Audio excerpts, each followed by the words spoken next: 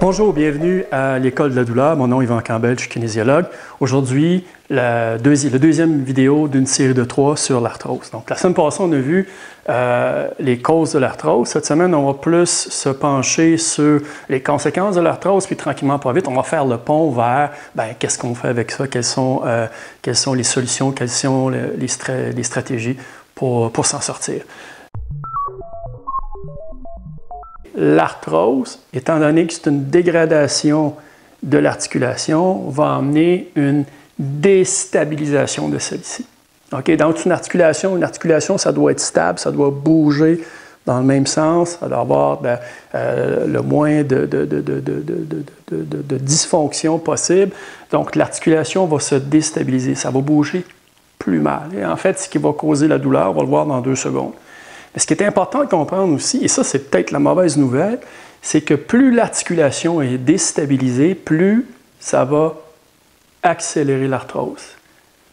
Plus j'ai une accélération du processus pathologique, plus je déstabilise et on se retrouve dans un cercle vicieux. C'est ce qui fait en fait que justement chez les gens, si vous avez été blessé en ski il y a 15-20 ans, c'est ça, c'est que vous avez été blessé à une articulation, l'articulation est devenue instable, donc vous avez accéléré un processus, c'est ce qui fait que 15 ans d'années après votre accident, vous avez une arthrose unilatérale au genou, par exemple, d'un côté par rapport à l'autre, parce que cette articulation-là avait été blessée, elle s'est déstabilisée et j'ai accéléré le processus d'arthrose qui était déjà installé un petit peu là, dans la vingtaine. Donc, les conséquences biomécaniques. Au niveau de la douleur, donc tout ça, une articulation qui est déstabilisée va mal bouger, va s'irriter, il y a tout un processus là, au niveau du système immunitaire, l'inflammation, donc ça va causer de la douleur. La douleur qui est nociceptive. Alors, si vous ne vous rappelez plus des concepts de douleur nociceptive, il y a une vidéo qui est juste là-dessus. La douleur nociceptive, c'est la douleur qui est normale, c'est la douleur qui nous avertit qu'il y a quelque chose qui ne va pas bien. C'est une douleur qui est liée directement à une lésion ou à un processus pathologique. Donc, la douleur va évidemment m'amener une diminution du mouvement. Ça fait mal, je bouge moins, je marche moins longtemps, plus de difficulté dans les escaliers, je vais changer ma façon de monter les escaliers, descendre des escaliers. Et le fait de bouger moins, ça va amener une fonte musculaire. Okay? Dans les termes scientifiques, ce qu'on va appeler une amyotrophie, donc une atrophie des tissus musculaires. Ça va m'amener évidemment, donc j'ai un déconditionnement physique. Et le déconditionnement physique va faire en sorte que mes efforts relatifs pour tout ce que j'ai à faire durant la journée, si j'augmente mes efforts relatifs, ça va augmenter ma douleur. Parce qu'il y a un principe en gestion de la douleur qui dit que plus mes efforts relatifs, plus les choses dans ma vie deviennent difficiles, plus ma douleur va augmenter. C'est normal. Alors, si mes efforts relatifs augmentent ma douleur, encore une fois, je me retrouve dans un système qui est auto-entretenu, un cercle vicieux. Et le terme pour tout ça, c'est l'hypokinésie algogène. Hypo, ça veut dire diminution, kinésie, mouvement, diminution du mouvement, algogène, c'est-à-dire qui va produire de la douleur. Alors, vous voyez que donc, c'est comme 2 grands cercles vicieux qui, au fur et à mesure qu'on avance dans le processus, on devient de plus en plus incapacité et la douleur va toujours augmenter si on ne fait rien.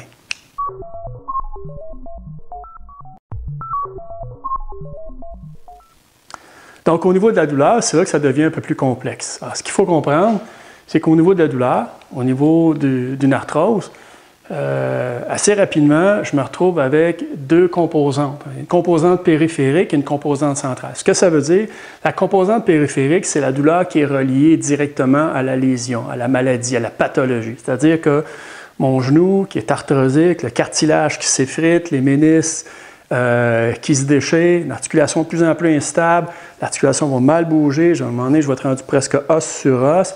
Alors que ça va causer de la douleur. Donc, c'est une douleur que l'on dit nociceptive. C'est la douleur directement liée à la lésion. Par contre, avec le temps, ce qui va arriver, ce qui va rendre la chose un peu plus complexe, c'est que je vais me retrouver aussi avec une composante centrale. Ce que ça veut dire, c'est que à force d'avoir de la douleur, à force de bombarder mon système nerveux central, à force de souffrir, à force d'avoir de la douleur, c'est que mon système nerveux central, lui, il y a un processus qui est bien connu depuis 20-25 ans qui s'appelle l'hypersensibilisation du système nerveux central. C'est-à-dire que plus je vais le bombarder avec la douleur, plus celui-ci va devenir sensible à la douleur. Donc, c'est la composante centrale. Plus je vais être sensible à la douleur, moins ça va m'en prendre pour causer une douleur. Donc, je vais avoir des deux côtés une composante périphérique qui va, elle aussi, augmenter plus la maladie va progresser, mais qui va aussi influencer la composante centrale. C'est pour ça que la douleur va progresser de façon presque exponentielle. C'est pour ça qu'en arthrose, il y a deux types de modalités. Là, on commence à faire le pont vers les stratégies. Alors, il y a deux types de modalités qu'on peut utiliser. Les deux sont nécessaires. Okay? Le premier type de modalité, ce sont les modalités qui sont passives. Okay. Donc, les modalités passives, ça veut dire que c'est par exemple les médicaments. Donc, les médicaments qui vont vous soulager au niveau de la composante périphérique et même les médicaments qui vont vous soulager au niveau de la composante centrale.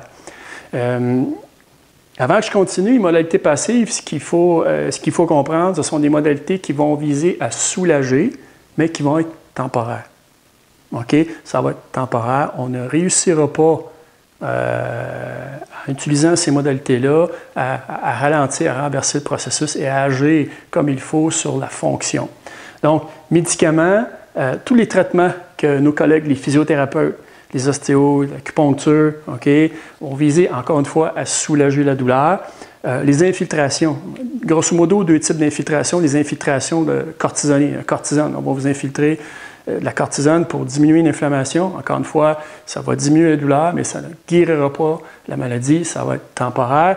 L'autre type d'infiltration qu'on va avoir, c'est ce qu'on appelle la viscosupplémentation, c'est-à-dire qu'on va injecter une espèce de liquide synovial artificiel dans votre genou, ce qui va vous aider, ce qui va diminuer un peu l'inflammation. Mais encore là, c'est temporaire.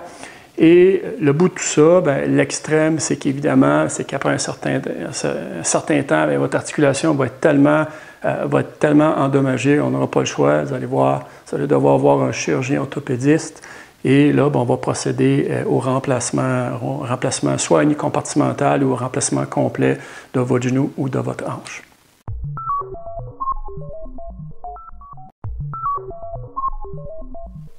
Donc voilà pour cette semaine. La semaine prochaine, on finit avec ça, on aborde avec les stratégies et les solutions. D'ici là, si jamais il y a des gens qui ont des questions, n'hésitez pas, le courriel, le site web, le blog, juste à me laisser un courriel ou à la limite même un appel téléphonique. Je suis toujours disponible pour vous répondre. Donc, on se voit la semaine prochaine avec les stratégies et les solutions. D'ici là, bonne réadaptation.